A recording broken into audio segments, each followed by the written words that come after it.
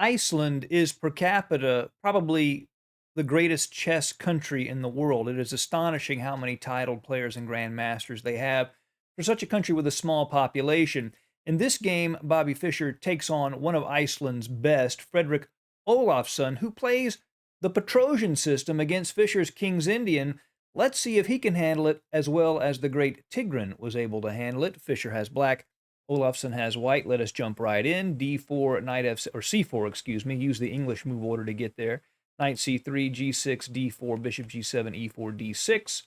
Knight F3 castles, bishop E2, and E5. White has a number of ways to respond to this E5 move. They can castle. That's the main line of the King's Indian.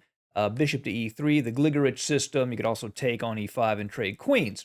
But D5 is the Petrosian system, and it is a system designed to restrain black's activity as much as possible, really to frustrate the players of the black pieces.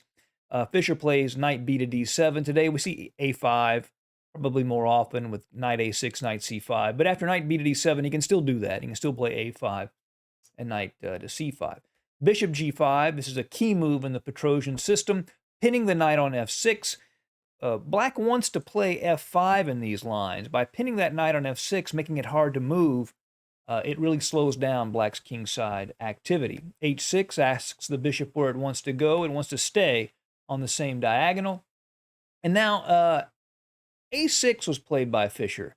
Not a very common move. Much more common is a5, as we said, or g5 in this specific position. But a6, and maybe later he can counterattack on the queen side. Knight to d2 was played. That frees the f-pawn to go to f3 to create a stronger structure. But white has an even more aggressive idea with this knight to d2 move. Queen to e8. Fischer steps out of the pin of the bishop. The idea is now he can move that knight at f6 away and clear the way for his f5 pawn to advance. Here white plays g4. The queen and bishop support that. That was sort of a interesting idea from white, and basically he's trying to clamp down on f5. He's continuing that prophylaxis idea that Petrosian perfected by countering black's intention to play f5 here. Knight to h7 moves out of the way of the f-pawn. Queen to c2, again, the g4 pawn, the e4 pawn, and the queen all clamping down on the f5 square. And here, Fischer plays knight to g5. This was a novelty at the time, and in my database, it still has not been played because it's not a great move. And Fischer himself criticized the move and said the better idea was to play knight to c5. And if white tries to kick that knight away with b4, the knight can just retreat, and white's king is going to have a hard time finding a safe place. White's structure is a little unstable here. The idea of knight to g5 is to play the knight to h3 and then to come into this nice vulnerable f4 square. But Grandmaster Olafsson's response puts an end to that. He plays the move h3. And now white is a bit better. The knight obviously can't go here now because the rook protects the pawn. Knight to c5, long castling from white. So if the king side opens up, that rook can come over to the g-file and he can attack Fischer's king. If f5 here, for example, just take on g5, rook d to g1, and white is a bit better. So Fischer instead plays the bishop to d7, f3, strengthening the kingside structure, and now knight to a4. Fischer has less space. Nothing has been traded yet, so he wants to trade off a key defensive knight and get a little breathing room. Olafsson goes ahead and takes on a4. Bishop takes a4, b3 to kick the bishop back. Bishop to d7. Now we have opposite side castling positions, where speed is of the essence. Whoever is fastest to get to their opponent's king will win almost always in these positions. So the bishop comes back to f2, and Fischer plays c5, preparing for this pawn break, b7, b5, and opening up lines against Olafsson's king at c1. h4, hitting the knight with tempo, gaining space on the king's side. The knight goes to h7, bishop to e3, putting some pressure on the h6 pawn, potentially. b5, expanding on the queen side. You see both players are expanding against their opponent's king.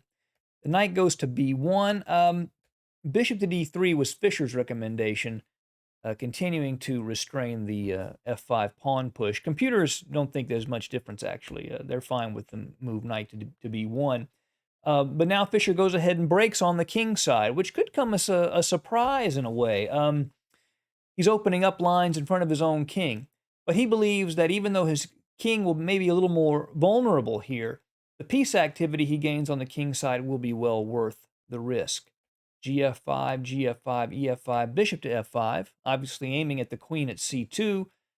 White could play bishop to d3 here, but after exchanging pawn takes, he would lose his rook on f3. Excuse me, his pawn on f3 to black's rook. So that is why he doesn't play bishop to d3 here, and instead moves the queen to d2, aiming at this h6 pawn. The queen and bishop aim at h6. And Fischer plays a very strong move, very thematic if you know the King's Indian, e4, opening up this diagonal for this dark squared bishop, a very dynamic idea. And if here Olafsson tries to take on h6 to exchange off that bishop, which seems to make a lot of sense, Fischer can play this powerful idea, e3, interfering, and then when the bishop comes back, bishop takes knight, king takes knight, queen to e5. And now he's set up on the long diagonal, putting all sorts of pressure on White's king. That was the idea, and why bishop takes h6 here is an error. So instead, Olafsson plays rook d to g1, places his rook opposite the king. Here, Fischer played ef3, which was a mistake, and he says in My 60 Memorable Games that rook to a7 was the better move. It turns out he's able to play that a move later. But ef3, and here, Olafsson's best move was this, rook takes g7 check, before this rook had time to get to a7 to defend the bishop. After king takes, bishop h6 check, king h8, and here White is up a pawn and is in very good shape.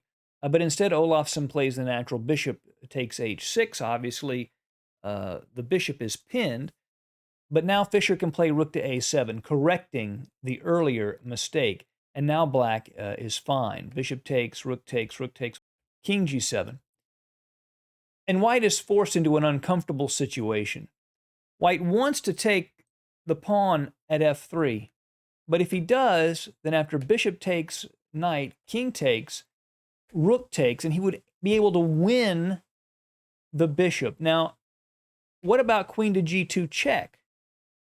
Attacking the king and the rook. That seems like a double attack, and it is. The problem is Fischer would reply with queen to g6 check, hitting the queen, and it would force the queens off the board, and Fischer would be up a knight. So instead, Olafsson plays the bishop to d3, and now Fischer has this very nasty f-pawn that he can advance. Pawn takes c4, rook to g1 check, king to h8, queen to c3 check. Fischer has to block that. He blocks with the queen, and queens are exchanged. Bishop takes f5, rook to f5, and we can see that Fischer's e and f pawns are really, really dangerous and are advancing quickly here. Pawn takes c4, knight to f6 to support the pawn's advance. Knight to d2, f2, gaining a tempo against the rook. The rook cannot go to f1 here, because then e4 is coming, and after king d1, e3, the knight goes to b3, knight to e4, and that knight is aiming at g3, where it would kick the rook away, and that would be it. So instead, he plays the rook to h1 to avoid that as best he can, but e4 is still coming, king to d1, e3, and now the knight is able to go to f1. It clears, rook h1 cleared the square for the knight. Rook e5, coming in behind the pawn. King to e2 blockades it, but this next move is sort of the straw that breaks the camel's back. Knight to h5, and that knight is threatening to come into f4 and kick that king away. After king f3, e2, Grandmaster Olafsson resigned, because this pawn can either take the knight or advance and queen. If White were to say take the pawn, then he wouldn't even bother with the knight. He would just promote to a queen with check, with mate soon to follow. So a very nicely played game from Bobby Fischer. White tried to play like Petrosian, but it didn't quite work out as he had hoped. Hope you enjoyed this game. See you again soon at Chess Dog. Goodbye.